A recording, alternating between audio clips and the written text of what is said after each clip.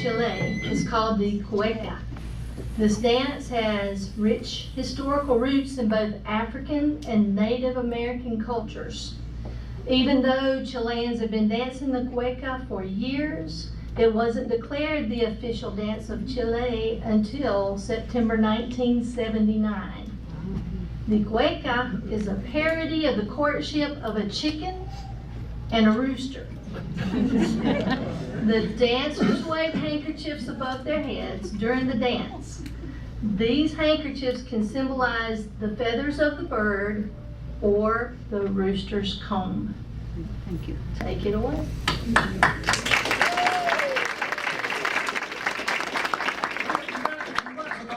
En un cacho, soy valiente como macho y me llaman Marcial Soto. Si conmigo un alboroto alguno quiere formar, de un puñete lo hago orar por el suelo en el momento. Quítate de aquí, por cierto, antes que te hagas un mal.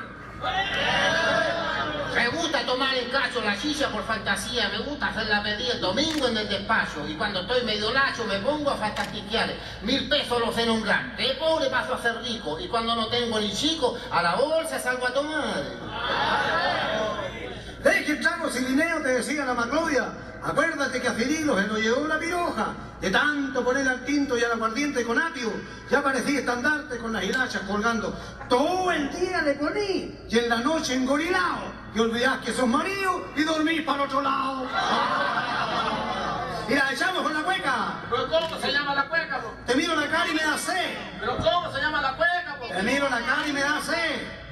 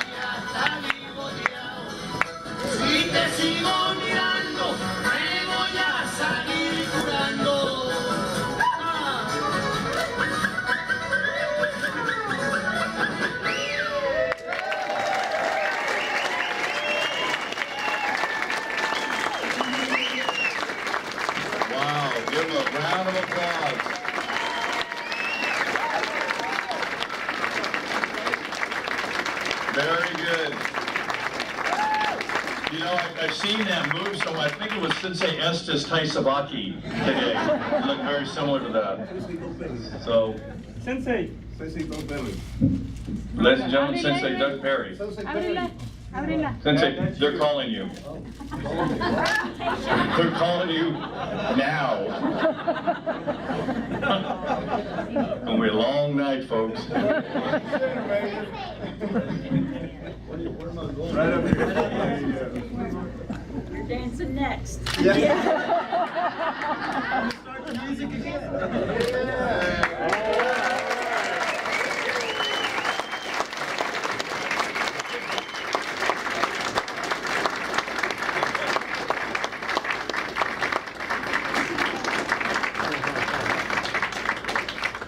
Thank you very much.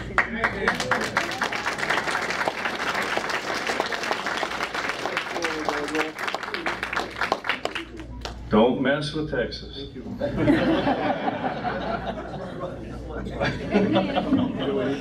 Just saying. Anyway. Live. a son who speaks fluent Japanese. And I said, well, that's great. So he taught me phrases like, Domer arigato gozaimashita. Okay? And here's one for you, because when I was going to Okinawa, he thought I may be able to use these phrases. Jason, correct me if this is wrong. Benjo wa doka desu ka? Dead on right, but it means where's the crapper? So my first try at a nice fancy hotel of Benjo wa doka desu ka gave me a really shocked look. But he told me that Jason was going to come to Okinawa and meet me, and we did. My son Rob and Jason and I were there, and I started to use some of these phrases. Jason corrected me on some of my etiquette. But one night we had this funny dinner. We had met Sensei Nagasato. This was the tea house of the August moon, okay? And I think my son was about 16 at the time, and it was one of those 7-course meals. And Sensei Jason was there, I was there, my son Robbie, and then there was people from Argentina and people from Japan, so everybody speaking Spanish and Okinawan dialect, or Okinawa, how do you call it? Yeah, Hogan. And we spoke some English, Rob and I, and Jason was involved. And so Jason, at that time, Jason and I were kind of on the kind of circle friends and stuff. But he all of a sudden freaked out when he looked at his plate, and on his plate was goat testicles. And he looked at me and he goes, Sensei Haley, he goes, I can't eat these, I'm gonna hurl. I go, since Jason, I go, you cannot not do this. And he's just shaking his head. No. And he goes, I can't. Jason, you've got to. And they're staring at him. And he's like this. So he goes and he takes a bite of it like this, and he takes a bite and he does it, and he does it with a smiling Marine kind of face. Okay? And then Sensei Nagasato looks at me and I go, I'm allergic. One of those words that I learned really quick, allergic. Unique, I got invited to stay at the Perry House, or the Perry Palace, as you guys may want to call it. And it's very pristine, and I got to meet Joy, bless her. And, Sensei Perry warned me, he said, well, you can talk all the politics, all the religion, all the social issues you want, as long as they coordinate with Joy's point of view. Which I found out. But for the first 4 years, I didn't really understand how the pattern of the Perry family worked. First of all, he names his kids really weird names, like Chonan. What the heck's a Chonan? And then, does Chonan come from the Shogun series or something? And then he names a kid after Rawhide series, Rowdy. Okay, now what the hell's a moon baby? Where's Shannon? Yeah, there you are. For the first 4 years of me knowing your dad, I thought you were Moon Pie or Moon Baby. Okay? They finally came in with, with a Reagan and a Ryan and everything. So I finally figured it out. But I thought Moon Baby, they were, conceived in San Francisco in the 60s. So I had no idea. But I did learn quickly that Joy had made a deal with God, and she told him he could keep his supreme status as long as there was no dust in her house, and that's pretty much how it was. So the house was clean. Since they did make me breakfast the next morning, it was cornflakes, 1 piece of toast with butter and coffee, stirred 7 directions this way, 7 this way, and on top. And he goes, don't expect this tomorrow. But I slept up in the princess room, Moon Baby. I slept up in her room, okay? After that, he painted it, refurbished it, he did everything he could to it. But I did have this experience that I got to tell you about, that when I stayed there, I asked Joy if I could help around the house. Sensei Perry quickly left the room. He left the house, he left the premises, he went downtown, I don't know where he went. And so I'm there, and Joy goes, well, Pat, that'd be really nice. And Robbie was there, bless his heart too. And so by the time we finished, we did a 2-hour readjustment of her house. I mean, we moved this, we moved the grand piano in the chair, and she's pointing and she's telling me and Rowdy, we're 2 hours later, and it's all back in the same damn spot. So I moved it back. Well, and now that you brought that up, Sensei Perry's got a large yard, and it's pristine. He's got plants and stuff like that. And I actually went out there one day, and he actually let me hold one of his shovels and take a picture with his wheelbarrow, like I actually was working. But how in the heck does he get this stuff done? he has a great way of doing it. Move that there, go over there, do that there, do that there, come on over tomorrow, we'll finish it there. That's how he gets it. That's how it all works. So anyway, tonight's is gonna be, he doesn't really know it yet, but his son Jason called me and he goes, Pat, he goes, we got a problem. We have to have a little presentation on Saturday night, but we don't want to do it the old days where we had, you know, skits and everything and, you know, walkers and everything. Well, it's going to get to the time where we're going to need those walkers pretty soon. But, anyway, so he said, I've got to have you put the presentation on. I go, why? He goes, because my dad won't hurt you after. So please, so I've been organizing kind of, but these gentlemen are all going to get up and stuff. So I looked at it, so Jason, I go, how about if we do it kind of similar to a Dean Martin celebrity roast without telling your dad, okay? Take a picture. I'm not going to get up here like Don Rickles and call you a hockey puck, so don't worry, that's not going to happen. But we are going to have some little talks by some of your colleagues here.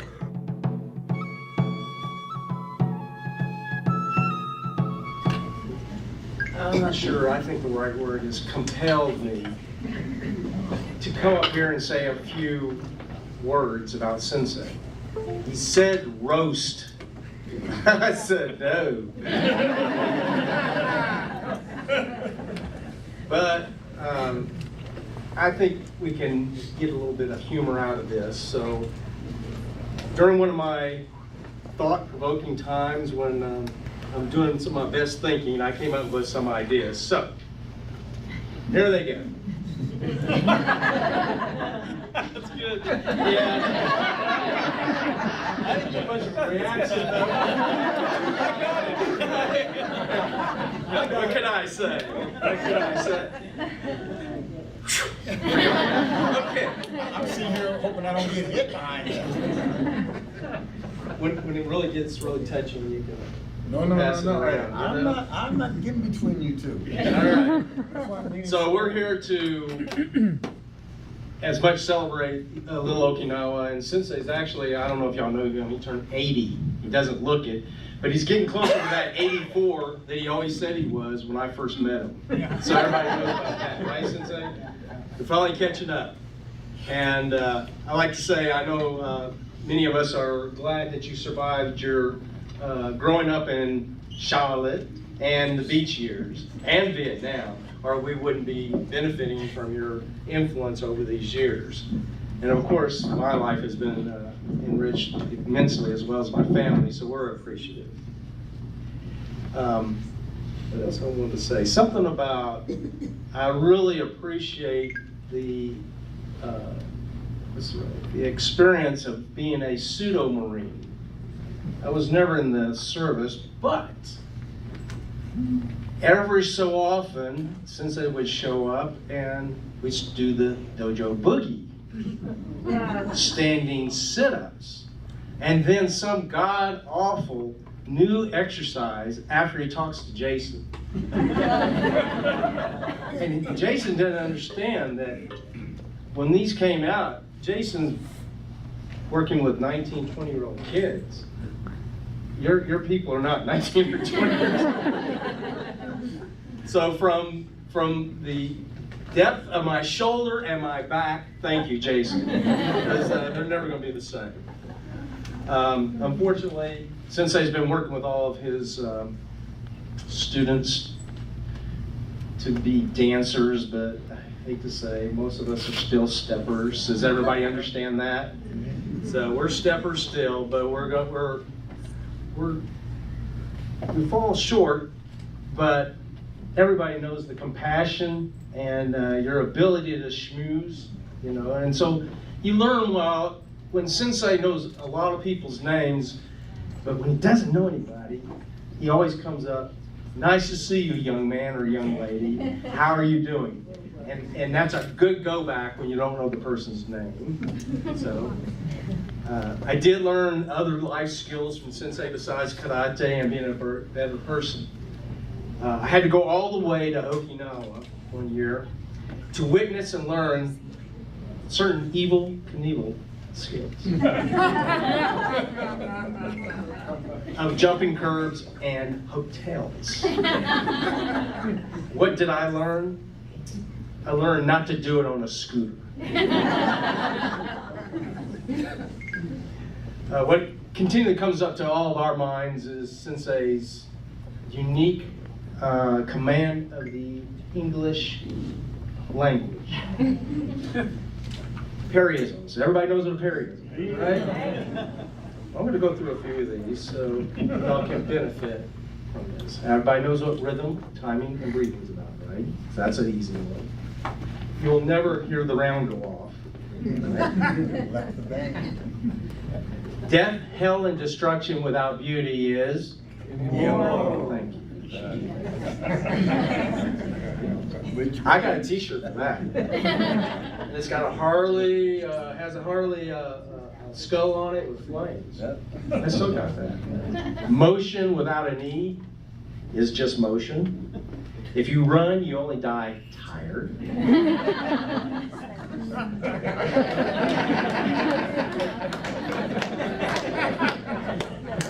to that, don't you? Okay. Guess you've heard that before. I've been there and done that. Okay. Majestic regality. That's a new one. So if you've been working with us, that's a newer periodism. What's another good one? Doublets. Everybody knows what doublets. Okay, this is my favorite. Shimmy, shimmy, cocoa pop. I still don't know. About little Anthony and the Imperial. Well, we use it when we don't have enough room. We say shimmy, shimmy, cocoa pop, and we step back a couple times, right? I don't know how that came up, but I think it's still. I use that a lot. That's the first album. That was the first album. And your ability to spell words like wrist, R-I-S-T.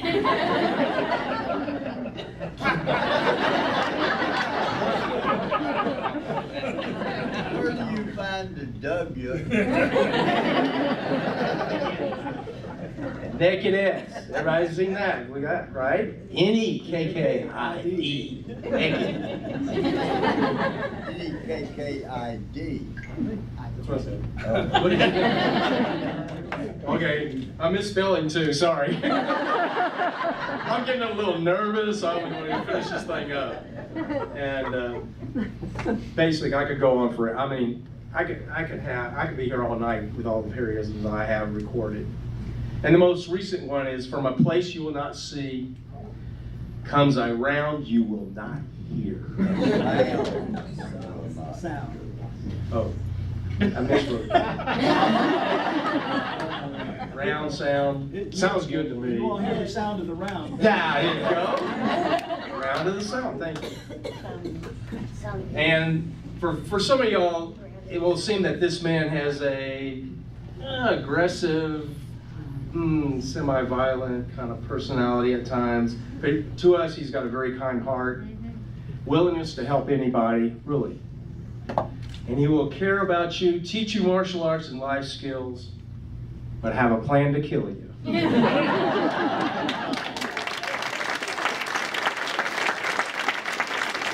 Thank you, Doctor. Take your tissue and run, I know.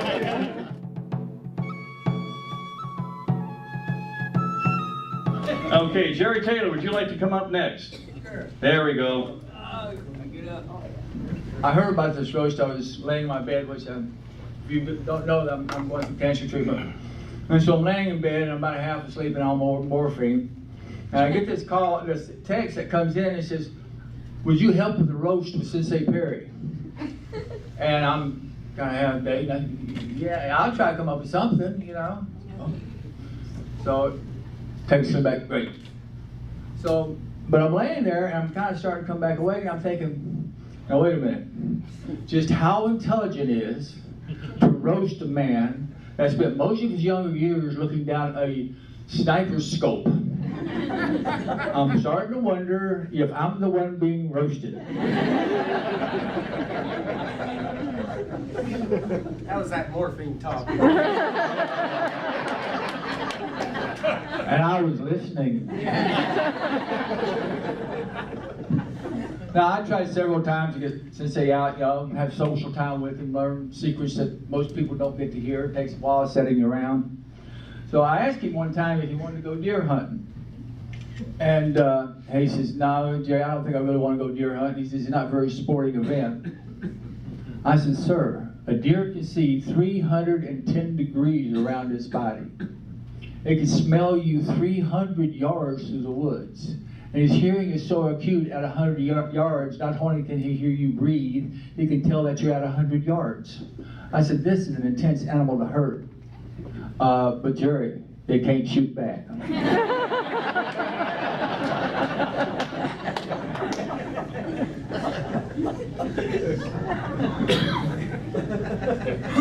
That's close to the truth. There wouldn't get to hunt a deer that could. But there's several things that you can really rely on Sensei Perry for. You can count him to call you back the next week when he says he will. Or if you guys aren't laughing, you mean he calls you back?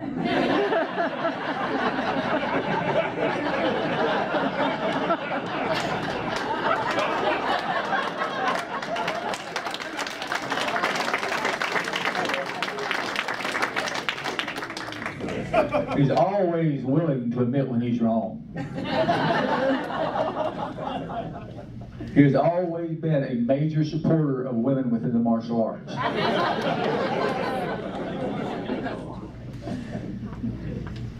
It's interesting, I remember going back years ago, I had Wannabes in Cartersville, Georgia, and he was teaching a seminar on a Saturday. And he told everybody, is anybody here over 72? Well, if you're not over 72, you ought to be able to do everything I can do. This old lady